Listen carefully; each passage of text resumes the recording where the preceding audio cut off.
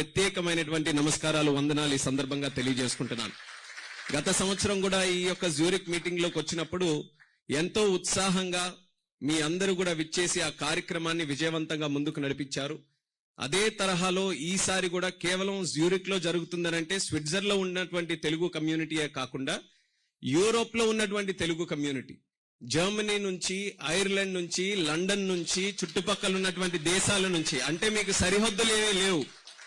చంద్రబాబు నాయుడు గారు వస్తున్నారనంటే అది కారులోనైనా, విమానంలోనైనా, రైల్లోనైనా సరే ఖచ్చితంగా రావాలి. ఆయనకి మన సపోర్ట్ తెలియజేయాలని దేశాలు దాటుకుని వచ్చినటువంటి ప్రతి ఒక్కరికి కూడా మరొక్కసారి నా ధన్యవాదాలు తెలియజేసుకుంటున్నాను.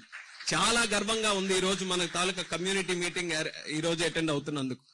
కొన్ని వేదికలు ఆంధ్రప్రదేశ్ లో కూడా మాట్లాడినటువంటి తెలుగు ఎంత స్పష్టంగా ఈ రోజు తెలుగులో ఈ వేదికలో ఇక్కడ మాట్లాడుతున్నామనంటే తెలుగు జాతిలో పుట్టినందుకు, మన తెలుగుతనం ఎంత వర్ధిల్లుతున్నందుకు కూడా ఎంతో గర్వకారణంగా ఉంది. ఇప్పుడే మన పిల్లల్ని కూడా మనం అభినందించుకున్నాం. చాలా మంది ఇక్కడే ఉండుంటారు, ఇక్కడే పుట్టుంటారు వాళ్ళు కూడా. ఈ రోజు మన తెలుగు వాళ్ళు కూడా కొంతమంది దగ్గర పేర్లు చూస్తే అర్థం కాని పేర్లు, అసలు పలకలేనటువంటి పేర్లు పెడుతుంటే ఇప్పుడే ఇక్కడ ఉన్నటువంటి పేర్లలో లక్ష్మి ఉంది, మహాలక్ష్మి ఉంది. అచ్చమైనటువంటి తెలుగు పేర్లు పెట్టుకొని ఈ రోజు ముందు నడిపిస్తున్నారు. సో కంగ్రాచులేషన్స్ అందరికీ కూడా. మనం ఎక్కడున్నా సరే మనకి తెలుగుతనం అనేది మన అందరికీ కూడా ఒక మూలాలు లాంటివి. అటువంటి మూలాల్ని బలపరుస్తూ మీరు అందరూ కూడా ముందుకు నడిపిస్తున్నారు. అలాగే ముఖ్యంగా ఈ రోజు మనం తెలుగు జాతి గురించి మాట్లాడుకోవాలనంటే మొట్టమొదటిగా మనం స్మరించుకోవాల్సినటువంటి వ్యక్తి విశ్వవిఖ్యాత నట సార్వభౌముడు స్వర్గీయ నందమూరి తారక రామారావు గారు. మన దేశంలోనే తెలుగు వాళ్ళు ఉన్నారా లేదా అన్నటువంటి పరిస్థితుల్లో తెలుగువారి తాలూకా గౌరవాన్ని, ఆత్మ గౌరవాన్ని, పౌరుషాన్ని చాటి చెప్పినటువంటి వ్యక్తి నందమూరి తారక రామారావు గారు.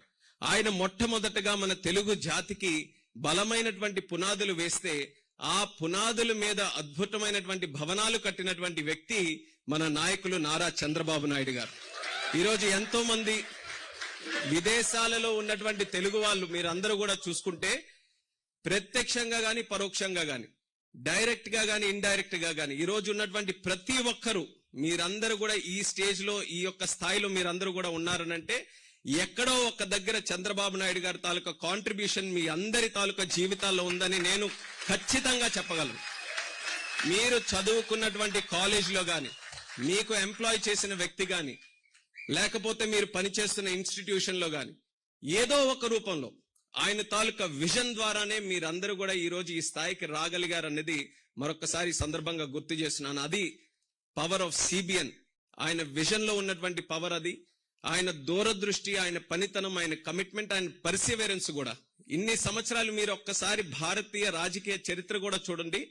ఇన్ని సంవత్సరాలు ఇంత ఇన్ఫ్లుయెన్షియల్ గా భారతదేశంలో ఉన్నటువంటి ఏకైక నాయకుడు, ఎన్ని దశాబ్దాలు మీరు చూసుకున్నా సరే, విత్ ఇన్ డెకేడ్స్ 78 లో ఆయన ప్రస్థానం మొదలై ఇప్పటి వరకు కూడా అదే పవర్ తో, అదే స్టామినాతో, అదే ఎనర్జీతో, అదే విజన్ తో కంటిన్యూ అవుతున్నటువంటి ఏకైక నాయకుడు మన నారా చంద్రబాబు నాయుడు గారు. ఆయన మన తెలుగు జాతిలో ఉండడం మన అందరం చేసుకున్నటువంటి అదృష్టం అది. అలాగే ఈరోజు లోకేష్ అన్న గారు ఏ రకంగానైతే ఎన్టీఆర్ గారు పునాదులు వేశారో, ఏ రకంగా దాని మీద అద్భుతంగా మన అందరికీ కూడా ఒక దార్శనికతతో, ముందు చూపుతో ముందుకు నడిపించారు చంద్రబాబు నాయుడు గారు. ఈ రోజు స్పీడ్ ఆఫ్ డూయింగ్ బిజినెస్ తో భవిష్యత్తుకి, తెలుగు వాళ్ళ భవిష్యత్తుకి ఒక చక్కనైనటువంటి ఒక ముందు చూపుతో ముందుకు నడిపిస్తున్నటువంటి లోకేష్ అన్న గారు మనందరికీ ఈ రకమైనటువంటి సేవా మార్గంలో ఈ రకమైనటువంటి కార్యక్రమాలతో చేయడం, అది కూడా మనందరికీ కూడా భవిష్యత్తుకి ఒక చక్కనైనటువంటి రెస్పాన్సిబుల్ నాయకత్వాన్ని మనకు చూపించడం మనందరికీ కూడా చాలా ఆనందకరమైనటువంటి విషయం. ఈ అన్ని కాంబినేషన్ తో గతంలో మనం చేసుకున్నటువంటి జ్యూరిక్ మీటింగ్ తీసుకుంటే ఆ రోజుల్లో ఎంతో పోరాటం చేసి మన రాష్ట్రాన్ని మనం కాపాడుకొని విజనరీ నాయకుడిగా చంద్రబాబు నాయుడు గారి చేతుల్లో పెట్టాం. కానీ అప్పుడుతో ప్రాబ్లమ్స్ అన్ని కూడా సాల్వ్ అవ్వలేదు. చంద్రబాబు నాయుడు గారు ముఖ్యమంత్రి అయినా సరే చాలా వరకు మనకున్నటువంటి బ్రాండ్ ఆంధ్రప్రదేశ్ ఏదైతే మనం నష్టపోయామో అది రీబిల్డ్ చేసుకోవాల్సినటువంటి అవసరం మనకుంటుంది. ఆ రీబిల్డ్ చేసుకునేటటువంటి ప్రయత్నంలో ఒక భాగంగా ఆ రోజు వెఫ్ కి మనం వచ్చినప్పుడు చంద్రబాబు నాయుడు గారు కూడా ఆ రోజు కలిసినటువంటి కంపెనీలు కావచ్చు, ఆర్గనైజేషన్స్ కావచ్చు, అనేక ఛాలెంజెస్, అనేక కష్టమైనటువంటి క్లిష్టమైనటువంటి ప్రశ్నలు ఆయన ఎదుర్కొన్నారు. రేపు భవిష్యత్ ఎలాగుండబోతుంది, మేము ఎలా నమ్మాలి, మేము ఎందుకు రావాలి, ఏముంది ఆంధ్రప్రదేశ్ లో?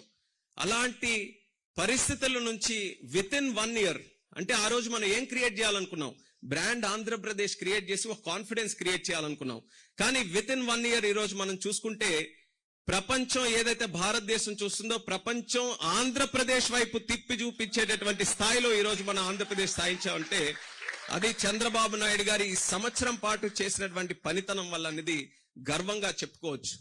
డిస్కషన్ నుంచి ఎగ్జిక్యూషన్ వరకు కన్వర్సేషన్ రేట్ లో మన ఆంధ్రప్రదేశ్ కి ఏ గవర్నమెంట్ గాని ఏ కంట్రీ కూడా ఈ రోజు సాటి రాదనేది కూడా గొప్పగా చెప్పుకోవచ్చు.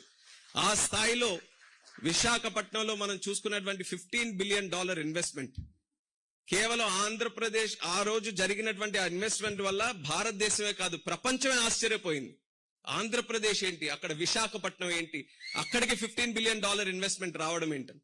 ఇలా మనం చూసుకుంటే మన శ్రీకాకుళం నుంచి కుప్పం వరకు ప్రతి ఒక్క జిల్లాలో ప్రతి ఒక్క ప్రాంతంలో ఈ గత సంవత్సరం 18 నెలల పాటుగా చంద్రబాబు నాయుడు గారి కృషి, ఆయనతో పాటు మన ప్రధానమంత్రి వర్యులు నరేంద్ర మోదీ గారు, అలాగే మన ఉప ముఖ్యమంత్రి పవన్ కళ్యాణ్ గారు, లోకేష్ అన్న గారు, వీళ్ళందరి తాలూకా కాన్ఫిడెన్స్, ఆ కమిట్మెంట్, ఆ కోఆర్డినేషన్ తో మనం అద్భుతమైనటువంటి విజయాలు మన రాష్ట్రంలో సాధించాం.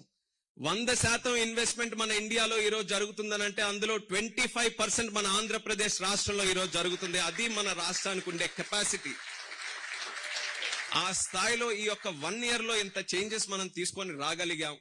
ఈ చేంజెస్ ని మరింత బలోపేతం చేసుకుంటూ మరింత సుస్థిరంగా అంటే లాంగ్ టర్మ్ వరకు కూడా ఈ యొక్క ఎనర్జీని, ఈ మొమెంటం ని మనం కంటిన్యూ చేయాలనంటే కేవలం లీడర్షిప్ వరకు కాదు, మనకి ఎప్పుడు కూడా అలవాటు కష్టం వచ్చినప్పుడు చంద్రబాబు నాయుడు గారికి అన్ని అప్పచెప్పేద్దాం, ఆయనే కష్టపడతాడు, ఆయనే పోరాటం చేస్తాడు, అన్ని ఆయనే చేస్తాడు. కానీ ఎప్పుడైతే మనం సపోర్ట్ చేయాల్సినటువంటి అవసరం ఉందో ఈ రోజు స్టేట్ కి ఆ సపోర్ట్ కూడా అవసరం. జాతి అందరం కూడా మనందరం కూడా కలిసి కట్టున్నాం.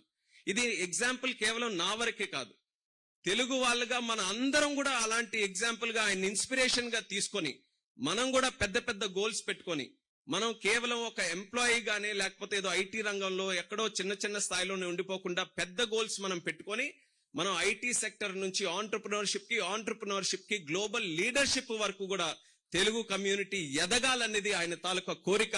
అది జరగాలనంటే మనందరం కూడా సమిష్టిగా కృషి చేయాల్సినటువంటి అవసరం ఉంది. Because this process has not ended. State మళ్ళీ ఆయన చేతుల్లో పెట్టాం, ఆయన అన్ని చూసుకుంటాడని కాదు, ఆయన ఎంత కష్టపడతాడో మనందరికీ కూడా తెలుసు. కానీ ఈ రోజు ఎన్ని ఆపర్చునిటీస్ మనందరి ముందున్నాయి. ఆ ఆపర్చునిటీస్ అన్నిటిని కూడా మనం రియల్ గా వాల్యుయబుల్ గా కన్వర్ట్ చేసుకోవాలనంటే ప్రతి ఒక్కరం కూడా మన తాలూకా స్థాయిని పెంచుకోవాలి. మన గోల్స్ ని ఆయన ఎలా విజన్ గా ముందుకు వెళ్తారో మనకున్న స్థాయిలో, మనకున్న ప్రపంచంలో, మనకుండే ప్రొఫెషన్ లో అందులో కూడా మన గోల్స్ ని కాస్త పెంచుకొని మనం అందరం కూడా ముందుకు వెళ్దాం. ప్రపంచంలో ఎన్ని దేశాలు ఉన్నాయో అన్ని దేశాల్లో ఉన్నారు మన తెలుగు వాళ్ళు. ఎందుకంటే కేవలం ఏదో మనం ఫ్లైట్లు వేసుకొని అక్కడికి వెళ్ళిపోయినందుకే కాదు, ఆ కంట్రీస్ లో కూడా మనం అడాప్ట్ అయ్యి వాళ్ళకు కూడా గౌరవించుకొని మనం అందరినీ కూడా రెస్పెక్ట్ చేసుకుంటూ మన కమ్యూనిటీ ముందుకెళ్తుంది. కాబట్టి ఏ ప్రాంతానికి వెళ్ళినా ఏ కంట్రీకి వెళ్ళినా సరే ఆ గౌరవం మనం పొందగలుగుతున్నాం.